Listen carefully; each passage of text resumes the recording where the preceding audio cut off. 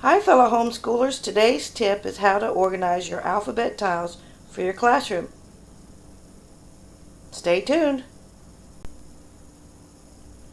I downloaded these alphabet tiles and word work tiles, which have the beginning sounds and ending sounds, from the internet.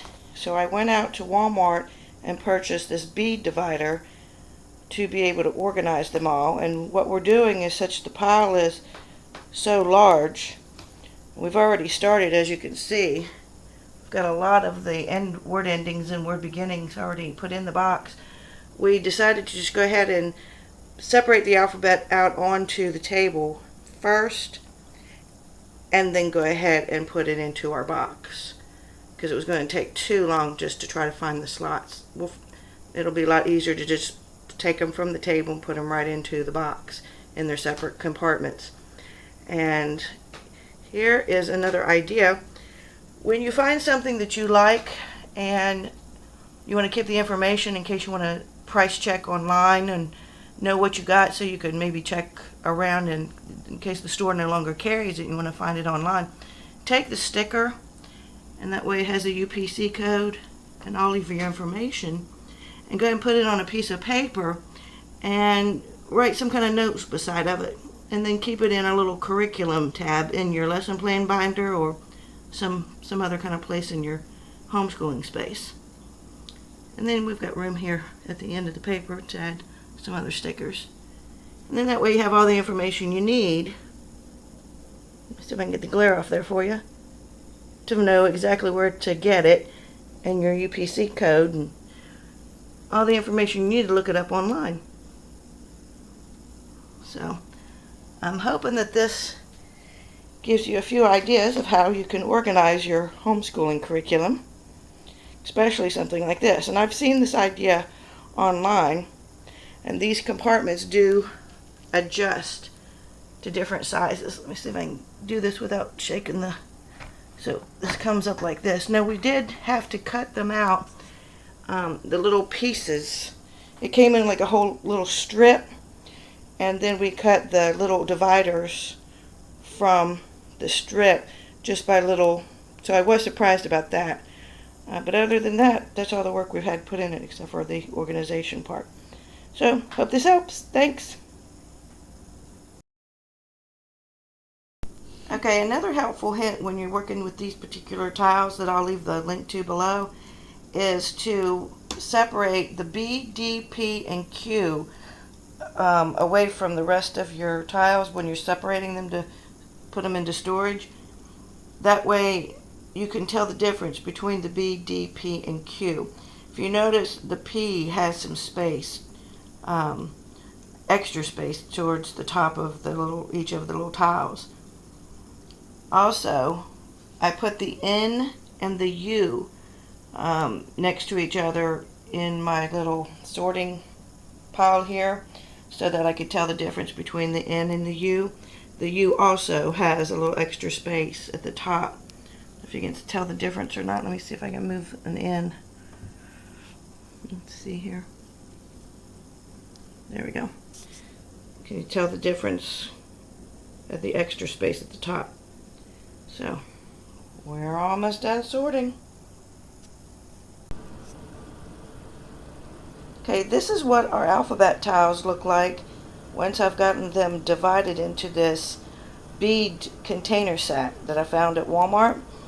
And I found it in the craft supplies, where the, not sure where the arts and crafts are for schoolwork or for kids, but back where they have the crocheting and the sewing and the buttons and those kind of things. It's a bead divider.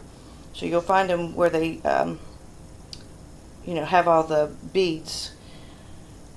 And the sections are a little too small for my taste. So I'm going to need to go back and get a second one where I can only put the dividers in every other compartment. Because see, my finger compared, it's going to be hard to try to dig in here and try to get these out. So we'll like to go back.